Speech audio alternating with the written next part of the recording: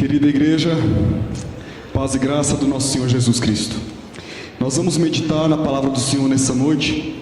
O tema que eu trago para a igreja é um tema que eu tenho meditado desde o mês passado nele. Deus tem falado muito ao meu coração. É sabido que aquilo que o pastor traz no púlpito, geralmente é aquilo que Deus fala, geralmente não, deve ser aquilo que Deus fala ao seu coração. São exortações, consolo, são palavras de orientação que Deus traz e, consequentemente, nós compartilhamos com a igreja. E tenho pensado, e até tive a oportunidade de pregar um pouco sobre isso para alguns adolescentes, sobre o descontrole. E a conclusão que eu cheguei é que, na grande maioria das vezes, quase todos somos descontrolados. Então minha intenção nessa noite não é provar muitas vezes aquilo que é óbvio, mas é encontrar na palavra de Deus orientação de um Deus soberano, para que eu viva em conformidade aquilo que Ele intenciona e deseja para mim e para todos nós, como seus filhos. Quero convidar a igreja a abrir a palavra do Senhor e deixa a Bíblia aberta em apenas um versículo, Provérbios capítulo 25, versículo 28. Provérbios, capítulo 25, versículo 28.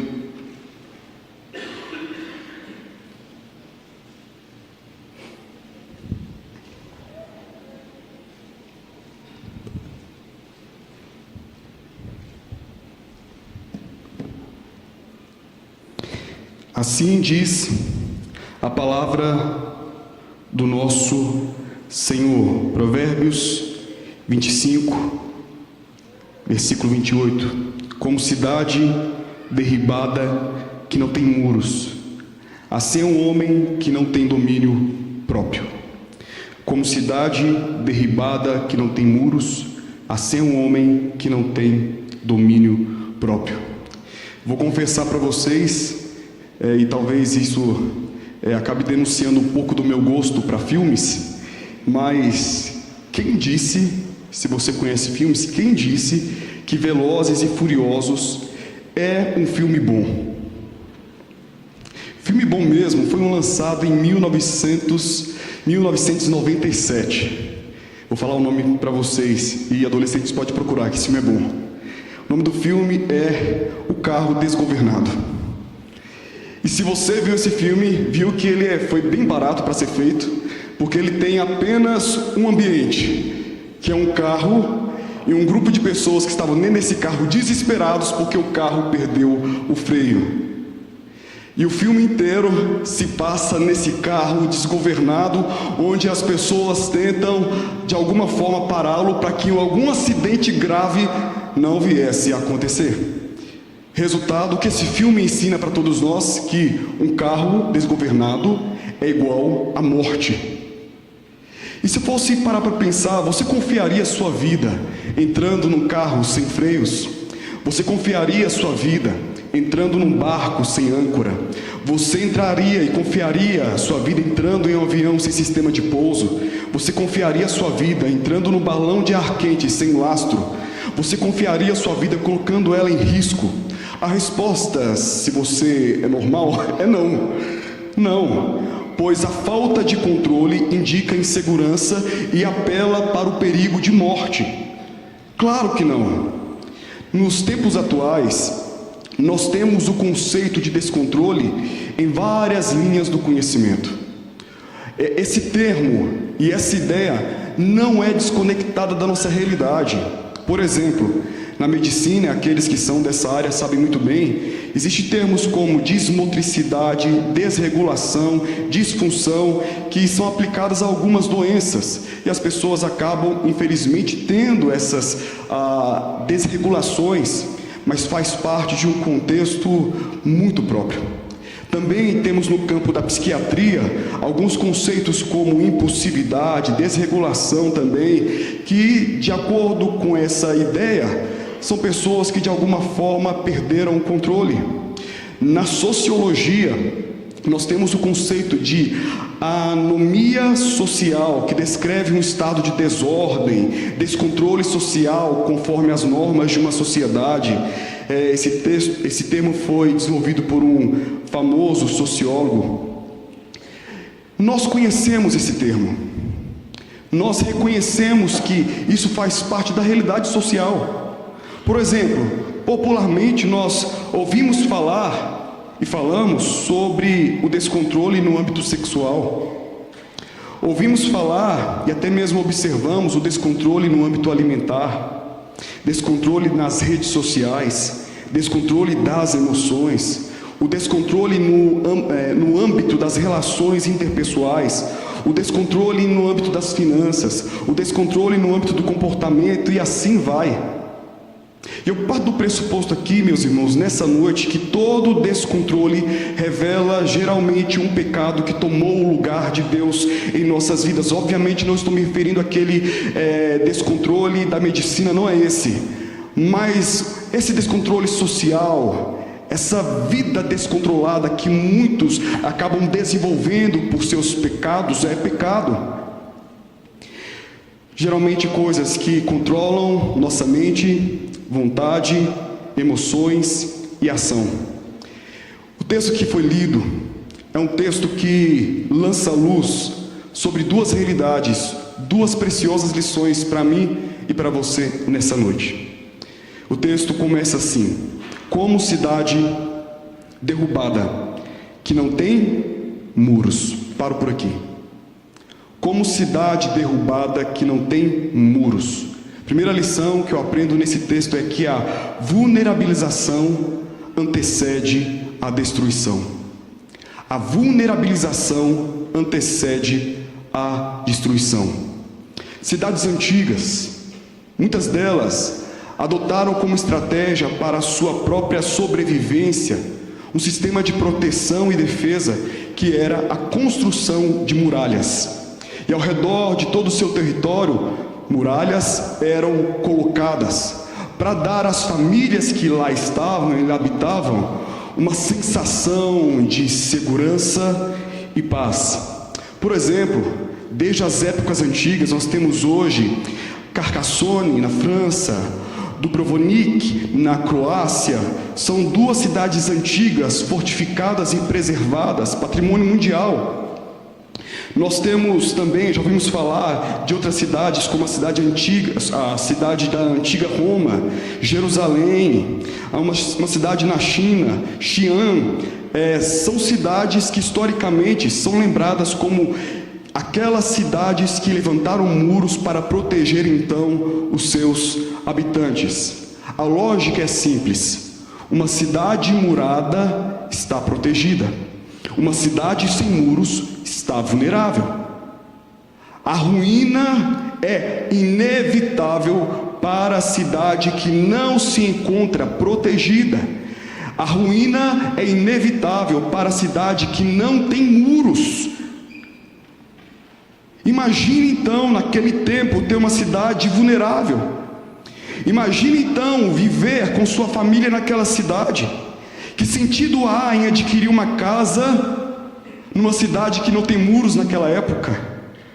Que sentido teria eu deitar e dormir, não conseguiria dormir em paz numa cidade sem muros naquela época? Que planejamento de futuro eu teria construindo minha casa, colocando minha família numa cidade sem muros? Veja as consequências sociais que uma cidade sem muros traria sobre aqueles que moravam nela. E aqui nós temos hipoteticamente uma cena lamentável, uma cidade que está derrubada em total desolação. Antes havia ordem, antes havia nela alegria, crianças nas ruas, uma cidade movimentada, economia ardente, havia um povo feliz. Mas agora tudo que se vê é o silêncio da destruição, tudo que se vê é a poeira como forma da devastação, tudo que se vê são ruas agora vazias e desoladas, uma cidade sem muro. Parece uma vinha abandonada, entregue aos inimigos, sem proteção, sem abrigo. Essa cidade, ela serve como ilustração para o meu e seu coração. Nosso coração, sem os muros de proteção, é um coração vulnerável. E o coração vulnerável, alguém que entra nesse estado de vulnerabilidade, ele está antecipando, em breve, virá sobre ele a destruição. Eu quero fazer referência a outro texto bíblico que casa com essa ideia, também em Provérbios, no capítulo 4, no versículo 23, nós encontramos a seguinte fala: sobre tudo que se deve guardar, guarda o teu coração, porque dele procedem as fontes da vida. Sobre tudo que se deve guardar, guarda o teu coração. Quando eu não guardo o meu coração, eu abro as barreiras da segurança que Deus colocou para a minha própria proteção, começa a remover os marcos que Ele mesmo estabeleceu e me torno então susceptível ao inimigo da minha alma. Torno susceptível tudo aquilo que tenho de mais precioso. Guarda, pois, o teu coração. Um coração desprotegido é um terreno fértil para a dúvida, para a amargura, para a busca de sentido fora de Deus e para toda sorte de pecado. Aqueles que rejeitam a palavra e permite que o pecado de alguma forma invada a sua vida, entre pelas brechas de sua vida, ele está dentro de si destruindo as muralhas, as barreiras de proteção que o próprio Senhor levantou e colocou em nós. Quando as verdades de Deus são ignoradas, por exemplo, as defesas espirituais são enfraquecidas, tornando o homem cada vez mais e mais vulnerável ao ataque do inimigo. Aos poucos, então, meu coração endurece, aos poucos vou me tornando insensível à voz de Deus e susceptível à destruição. Meus irmãos, as barreiras, as muralhas, aquilo que protege o meu e o seu coração, ainda permanecem em pé. São muralhas firmes. Há brechas, há rachaduras. Devemos guardar nossos corações. A lição é simples: a vulnerabilização antecede a destruição, como cidade derrubada que não tem muros. Nós precisamos nos atentar para essa realidade. Derrubamos nossas próprias defesas, permitindo que desejos desordenados, influências negativas e tantas outras coisas de alguma forma venham então a colocar sobre nós essa triste realidade de possível destruição. Que Deus nos livre dessa realidade. E o texto continua e aprendemos a segunda lição: como cidade derrubada que não tem muros, assim é o homem que não tem domínio próprio. Assim é o homem que não tem domínio próprio. Olha que curioso. É bem curioso a comparação que aparece aqui nesse texto. A tal cidade é comparada ao homem que não coloca de forma alguma restrições em suas paixões, um homem que não coloca restrições em seus desejos, em suas afeições, alguém que não tem domínio próprio e é guiado livremente por seus instintos, alguém, em outras palavras, que é ou está descontrolado. Descontrolado. A tal cidade é comparada a esse homem que não coloca, ou que não vive esse aspecto do domínio próprio. Vamos lá. O que é o domínio próprio? Domínio próprio é saber controlar-se. Domínio próprio, conforme ensinado pela Bíblia, é a capacidade de controlar os próprios desejos, impulsos, ações, permitindo que a vida seja conduzida pela vontade de Deus e não por emoções ou tentações. Repito, domínio próprio é permitir que a vida seja controlada, dirigida pela palavra de Deus e não pela tentação, pecado, vontade. Não, é a palavra de Deus dando norte, é a palavra de Deus dando a direção. Certa vez estava estudando o Salmo 1, versículo 1 e 2. Vamos abrir lá, por favor? Salmo 1, versículo 1 e 2. Salmo conhecido, e diz assim: bem-aventurado o homem que não anda no conselho dos ímpios, não se detém no caminho dos pecadores, nem se assenta na roda dos escarnecedores, antes o seu prazer está na lei do Senhor, e na sua lei medita de dia e de noite. Pelo aspecto positivo, esse salmo exalta aquele que é bem-aventurado, que não de forma alguma anda pelo caminho do pecado, mas satisfaz o seu coração no Senhor. Pela perspectiva negativa, esse salmo aponta para a realidade de que há homens, há pessoas que podem sim começar a entrar por um caminho onde cada vez mais ele vai entrando, afeiçoando e até mesmo sentando, isso é, estabelecendo comunhão com aquilo que é errado, e esse progresso para o pecado, na verdade, é uma ação ativa do homem quando ele começa a vulnerabilizar o próprio coração. Hoje, olha o verbo que aparece: hoje eu ando, amanhã eu me detenho, depois eu me assento. Gradativamente vou me dando ao pecado, gradativamente vou tirando, eliminando as paredes, as muralhas que protegem o meu coração. Gradativamente vou encontrando prazer naquilo que é do mundo, mas o bem-aventurado não entra por esse caminho de degeneração, antes ele permanece firme e seu prazer está na lei do Senhor. Meus irmãos, esse é o perigo quando eu não sei o que é o domínio próprio, quando eu não vivo esse domínio próprio. Gálatas capítulo 5, versículo 22 a 23, tão conhecido por todos nós, que fala ali sobre o fruto do Espírito Santo. Paulo reforça para nós que uma das características do fruto do Espírito é o domínio próprio. 2 Pedro, no capítulo 1, do versículo 5 ao 6, Pedro começa a exortar os irmãos a enxertar em sua vida algumas virtudes e valores cristãos. E uma das virtudes que que Pedro apela para que a igreja pudesse enxertar em sua vida é justamente o domínio próprio, a fé, trazendo a ideia de que nós não podemos de forma alguma achar que é possível caminhar sendo cristão sem ter o domínio próprio.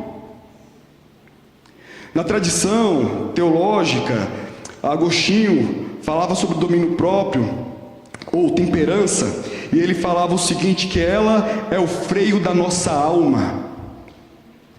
A temperança ou o domínio próprio é o freio da alma. A temperança é a virtude pela qual usamos com moderação os bens temporais, quer sejam eles comida, bebida, sono, diversão e conforto. Ela, a temperança, o domínio próprio, nos ensina a usar essas coisas na hora certa, no tempo certo e na quantidade adequada.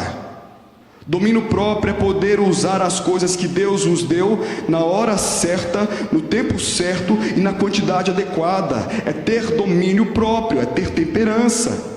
Atender a todos os desejos que o nosso coração clama, atender a todas as vozes que nos alcançam, é um caminho para a autodestruição. Satisfazer todos os impulsos é se colocar sempre em perigo, é se envolver em pecado e destruição. Devemos nos lembrar, devemos falar para nós mesmos que o nosso desejo é contra nós.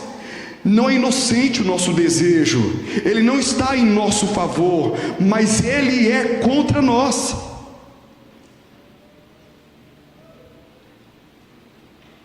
Lembre-se de Caim. Então o Senhor disse a Caim: por que estás irado? Por que se transtornou o seu rosto? Se você fizer o bem, não é certo que será aceito, mas se fizer o mal, o pecado está à porta, e contra você será o seu desejo, mas a você cumpre dominá-lo. Caim não se dominou, e por causa desse não domínio, porque não ouviu a voz de Deus, porque não foi orientado pela palavra de Deus, mas pela palavra do seu próprio coração, pelas inclinações do seu próprio coração, ele trouxe sangue sobre a sua vida, sobre a sua família e sobre a terra. Davi ouviu a voz do seu coração, Davi ouviu a voz dos seus desejos. O homem que foi chamado homem segundo o coração de Deus, mas que Deus cedeu à luxúria, caiu, pecou, e isso teve consequências graves sobre a sua vida. Sansão também. Sansão foi o homem que atendeu à voz do seu próprio desejo e luxúria, contrariando a vontade dos pais. Resultado: dor, separação e alguns acreditam morte. Esaú que vende o seu direito à primogenitura, fez isso porque, estou com muita fome, não valorizo coisas eternas, valorizo momentos, satisfações momentâneas, valorizo acabar agora com minha dor, é isso que eu valorizo. Homem também que foi marcado por ceder a si mesmo. E nós temos algumas justificativas, meus queridos, para o descontrole. E talvez você ouve de forma muito clara essas justificativas na boca do mundo, mas de alguma forma, uma forma mais estilizada, mais customizada. Muitas vezes isso é dito, não verbalmente, por cristãos. Justificativa como: vou fazer o que eu quiser, ninguém manda em mim. A vida é curta, então vou aproveitar ao máximo. Ou a carne é fraca, não dá para controlar. Eu apenas sigo o meu coração. Ou, se me faz feliz, eu faço. Ou, finalizando, eu não consigo controlar meus impulsos. Faço logo o que sinto. Meus irmãos, atender a todos os desejos do nosso coração é um caminho certo para a autodestruição. Eu trago aqui duas falas. A primeira fala que eu trago, baseado nesse ponto, é para os convertidos. Se você está aqui nessa noite e reconhece: sou convertido, temo o Senhor, estou nessa caminhada da fé há muitos anos, minha palavra para você: a Bíblia fala que desde quando nós fomos alcançados por Cristo Jesus, fomos feitos nova criatura, em nós habita o Espírito Santo, Ele que é o penhor da promessa, e Ele que colocou em nós aquilo que já foi dito, fruto do Espírito, o seu próprio fruto. Esse Espírito em nós já nos deu domínio próprio. Não é certo,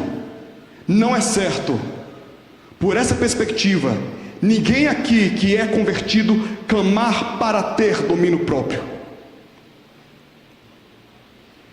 Nós temos. Aí você pode falar assim: pastor, mas misericórdia, sou crente, convertido, mas fato é que parece, pelo que eu tenho percebido, domínio próprio está longe de mim. Nós temos o domínio próprio.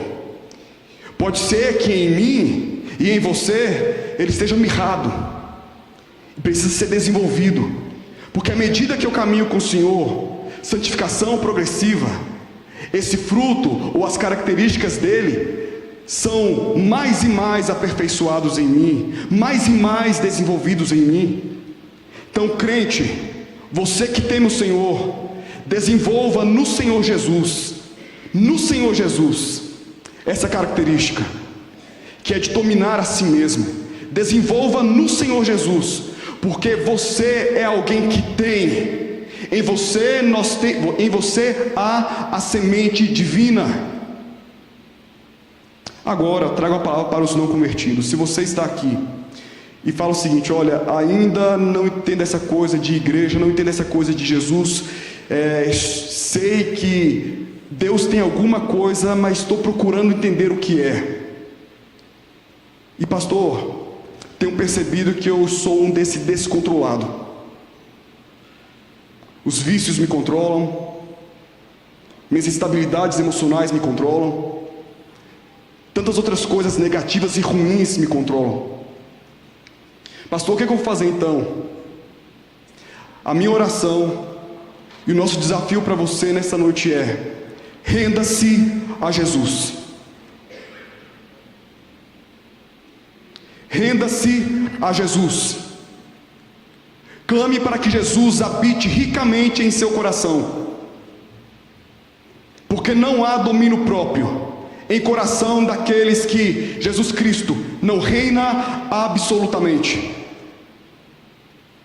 E em ambos casos, convertidos e não convertidos, todos nós precisamos desesperadamente do poder e da presença de Jesus em nossas vidas para conseguir controlar nossos desejos.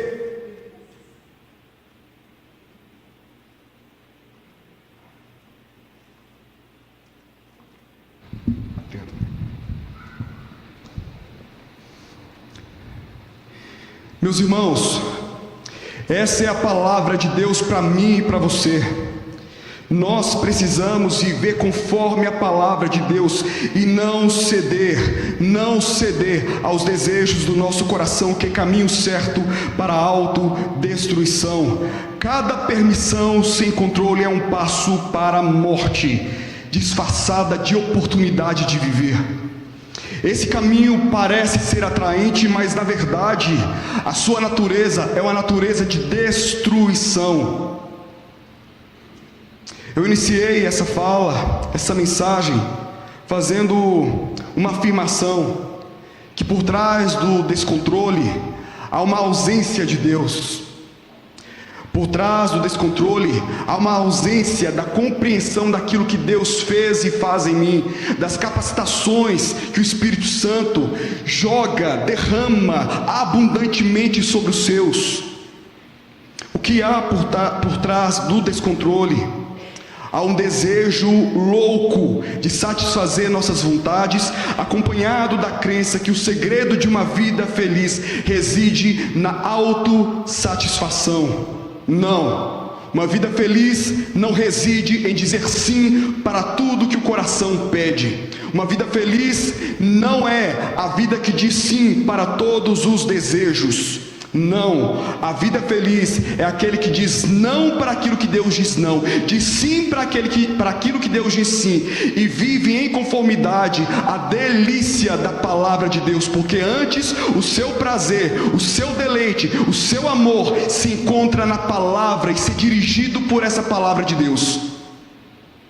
O que há por trás do descontrole? Há corações que se enchem de si, querendo de alguma forma usurpar o lugar que pertence somente a Deus. Há esperança para mim e para você, meus queridos, amém? Há esperança para aqueles que hoje se encontram de alguma forma presos na própria vontade, escravos da própria vontade. Há esperança, e a esperança não se encontra em minha força, não se encontra em meu braço, mas se encontra no poder e na força que vem do Espírito de Deus. Porque é Ele que coloca em nós a semente, é Ele que coloca em nós o fruto, é Ele que habilita em nós a característica do domínio próprio. E se Ele colocou, Ele não terminará a obra. E eu fico impressionado quando eu leio nas Escrituras, de forma específica nos Evangelhos, a relação de Cristo com alguns excessos. Cristo se encontrou com a mulher samaritana, que vivia seus excessos em sua vida. Fato é que quando eles começam um diálogo, Cristo fala: esse seu esposo não é o primeiro, né? Você já teve outros. Uma mulher que vivia excessos nos relacionamentos, e Cristo simplesmente, nesse primeiro contato, transforma a vida dela. Ele satisfaz toda a necessidade que aquela vida indicava ter. Zaqueu era um homem que vivia também excessos, que o levou possivelmente a muita corrupção, a adquirir riquezas e prestígio de forma injusta, até que um dia ele se encontrou com Cristo. E Cristo, ele transformou a vida de Zaqueu. Fato é que naquele mesmo dia, aqueles excessos de Zaqueu foram transformados em uma vida moderada. Uma vida moderada no Senhor. Os fariseus viviam excessos e Jesus foi contra aquilo. A mulher adúltera vivia seus excessos e Jesus foi contra aquilo. Jesus, quando eu leio os evangelhos, ele foi contra os excessos do orgulho, da ambição, e ensinou o povo, os homens, a serem mais humildes, servir ao próximo. Em cada um dos encontros, Jesus Cristo trouxe transformação para pessoas que estavam presas em seus excessos, em suas perdições, em seus descontroles. Ele que foi tentado em todas as coisas e não cedeu às tentações, domínio. Ele que sentiu legítimas necessidades, como mesmo a fome, mas não se deixou guiar pelo próprio instinto. Ele que viveu e sentiu grande aflição quando clamou ao Pai: afasta de mim este cálice, mas disse no finalzinho: contudo seja feita a tua vontade. Ele que na cruz suportou todo o desprezo e dor sem abrir mão da sua missão e seu chamado. Ele que em todas as circunstâncias viveu, revelando para mim e para você o que é o domínio perfeito, o que é ser homem perfeito. Domínio sobre as emoções, sobre os desejos, e não ser dominado por nada disso, e obedecer passivamente, humildemente, à vontade e à voz de Deus. E depois de refletir sobre tudo isso, eu escrevi uma oração, até compartilhei com alguns irmãos essa oração, e eu quero encerrar essa mensagem, essa reflexão, lendo para vocês essa breve oração que eu escrevi. E eu disse assim: contra mim clama aos céus, contra os meus desejos que buscam dominar, contra a minha vontade que insiste em reinar, contra o eu que tenta controlar. Oro para que todos sejam vencidos, lançados ao chão, beijem o pó e não se levantem como vencedores. Contra mim clamo, para que assim não seja eu, mas Cristo vivendo e reinando em mim. Amém.